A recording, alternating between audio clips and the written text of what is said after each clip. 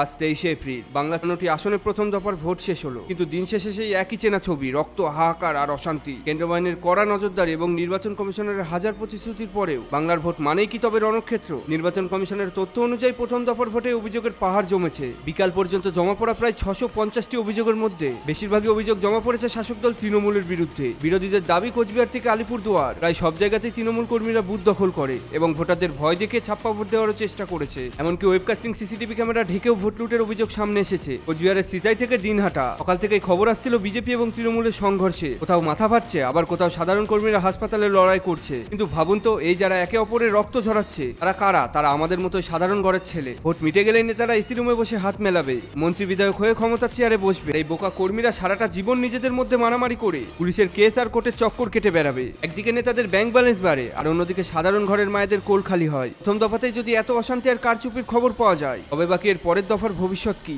আমরা কি এই অশান্তি আর নেতাদের ক্ষমতা বাড়ানোর জন্যই রোদে লাইন দাঁড়ায়? আপনার এলাকায় আজকের ভোট কেমন হলো? শান্তিতে ভোট দিতে পেরেছেন তো? কমেন্টে অবশ্যই জানান। বাংলার মানুষের জয় হোক, গণতন্ত্র দীর্ঘজীবী হোক। জয় হিন্দ।